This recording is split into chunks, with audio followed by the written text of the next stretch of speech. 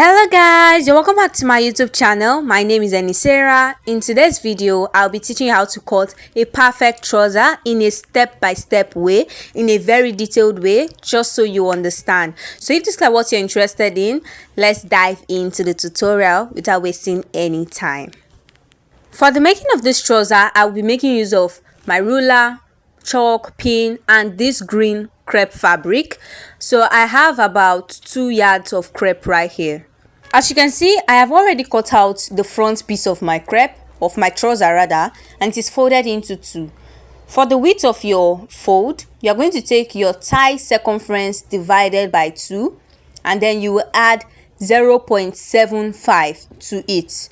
For the length, I deducted 1 inch because we are going to be having a 1.5 inches band. Okay, so you are going to deduct 1 inch, and then you go all the way down to the length of your trouser plus 2 inches extra. I hope you understand. Now before we start cutting, I'm just going to use my pins to hold this crepe down. After using my pin to hold it down, the first measurement we're going to take will be the crotch depth. And for the crotch depth, I will take 1 inch away for the band, and then I will go down to how deep I want it to be. Now I'm going to use my hip circumference divided by 4. I repeat, hip circumference divided by 4 plus 1.5 inches extra.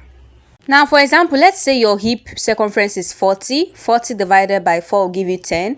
10 plus 1.5 will give you 11.5, right? So now you're going to take 1 inch away, and then you go down to that 11.5, and you continue to mark it out and connect it with a ruler.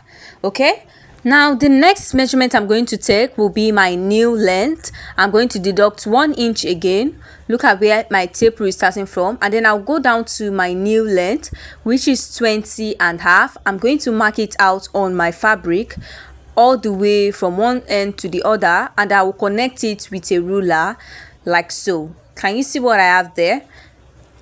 Now the next thing to do, I'll come to the upper part of my fabric. I'll take my hip circumference divided by 4 plus 1 inch extra. I repeat, my hip circumference divided by 4 plus 1 inch extra. I'm going to take that measurement from the upper part all the way down to the crotch depth, and you connect it with your ruler just the way you're seeing in the video. From the hip measurement there, if you measure it out, for mine I had about 2.5 inches extra, and that is very okay.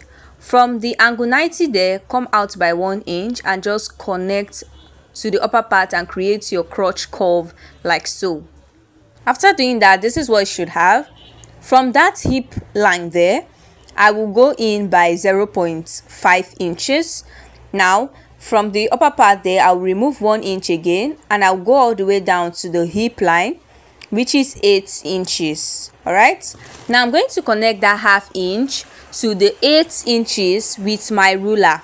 Take a look at what I'm doing and you will definitely get it right. Please guys, don't forget to subscribe to my channel. Click on the like button so that this video can reach out to a lot of people. Okay, after that, you can see how my crotch curve is looking like. So guys, after that, from that ½ inch that we came in by, we are going to take our waist circumference divided by 4 plus 1.2 inches extra. Initially I marked 1 inch extra, but later I went in to correct that, so plus 1.2 inches extra. Okay, so now from the upper part there, I'm going to take out 1 inch, and then I'll go down to the hip line, which is 8 inches like so, and then I'm going to connect the waist to the hip.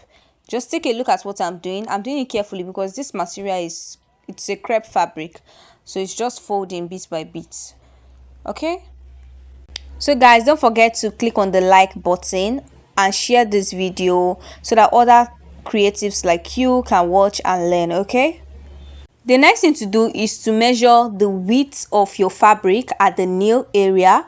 Measure it and divide that into 2. Okay, I'm going to take that same measurement up there so that we can get the midpoint of our fabric of our trouser. Now I'm going to connect that point all the way down from the thigh all the way down to the hem of this trouser. I hope you can see my lines, my chalked lines. So now we are going to start working on the nail. because this trouser is not just going to be wide all the way down. So my client's new circumference is 25.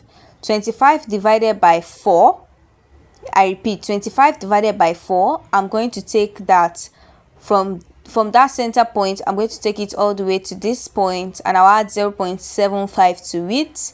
I'm going to mark it there, and I'll also do the same thing by marking that same measurement going to the other side.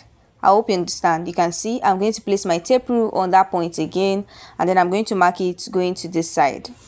So guys, you are going to continue taking that same measurement, your new circumference divided by 4 plus 0.75. You take it from the center point there to the sides, like to the two sides. Okay, look at what I did, and then I'm going to connect those points together with my ruler to form a straight line for this side as well as the other side. I hope you understand. If there's anything you don't understand in this video, feel free to ask me in the comment section. Okay, so now after marking it out, you can see what I have there. I'm so sorry, I was blowing the dust away from this fabric. So now I'm going to connect from the nail to the to the crotch line there. I'm going to connect from the nail to the crotch line there. So the difference is actually not too much. When taking your own measurements, yours might be much depending on how wide you want the nail area to be. Okay, everybody's measurements are not the same. All right, so now from that ½ inch there that we came in by, I'm going to take the nipple to nipple measurement divided by 2 plus ½ inch, because this trouser is going to be having a dart. So now I'm going to mark it out there. From that point, I'm going to go all the way down to 4 inches. That's how deep I want the dart to be. All right, 4 inches is actually very okay for any size. That's what I use for my own dart, and it always comes out nice. Now I'm going to connect it all the way down.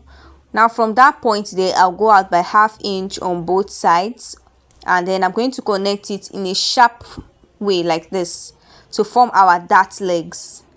After creating the dart legs, this is what it looks like when you are done. I'm going to measure the dart there, and I'll replace it at the side, because if you don't replace it, your waist area, the measurement there will not be okay. So after doing that, this is what my trouser looks like.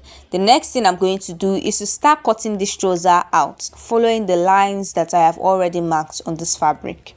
So guys, as you can see, I am cutting it out bit by bit, one step at a time. Take a look at what I'm doing so that you get it right. Okay, don't rush, just be patient with what you're cutting.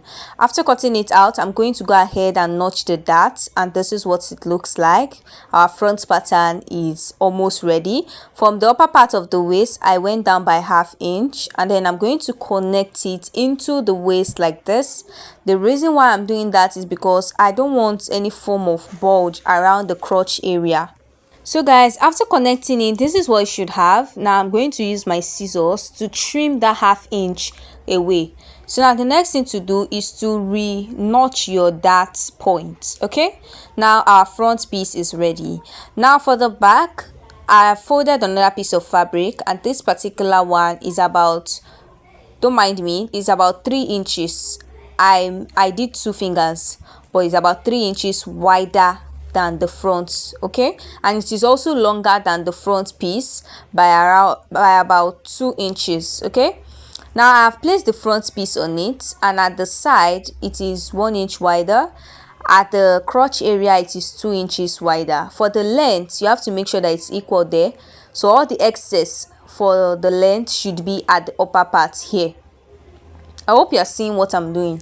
All the excess length should be at the upper part there. Okay, reason why we're doing this is because the back crotch cannot be the same with the front. So from that waist crotch area, go upward by 1.5 for the back. As you can see, I've marked out my 1.5. From the place where the front piece stopped, go out by 1.5 inches again, and then you mark it out like this. Now what I'm going to do next is to connect this 1.5 in a slant form to the front waist. can you see what I'm doing? I'm connecting it in a slant form. The only place that will be high for the back is the crotch, but the side will not be high. You can see how I connected it in a slant form. Yeah. So the next thing I'm going to do is to measure the front waistline. Whatever you have there, you are going to go ahead and use it for the back. But first of all, from that area there, we are going to go in by 1.5 inches for the back. All right, go in by 1.5 inches and mark it out there. From that 1.5 inches, you're going to take the measurements that you had for the front waist, and then you're going to place it following that slant shape that you've already made. Whatever that gives you, add 1 inch to it. Let's say after measuring your front waist, you get 11. Add 1 inch to it for the back, and then you connect it to the hip area for the front. I don't know if you understand me. Connect it to the hip area of the front. Look at what I'm doing. Okay, now at the crotch area for the back, I'll go out by 1.5. At the thigh there, I'll also go out by 1.5. Now I'm going to use my chalk and my hand to connect these 3 points together. Okay, so guys, if you are a new viewer on my channel, please subscribe to my channel. I have a lot of detailed tutorials on this channel, bustier, corsets, different tutorials actually, which would really help your sewing process. So check my channel out and subscribe, watch different videos.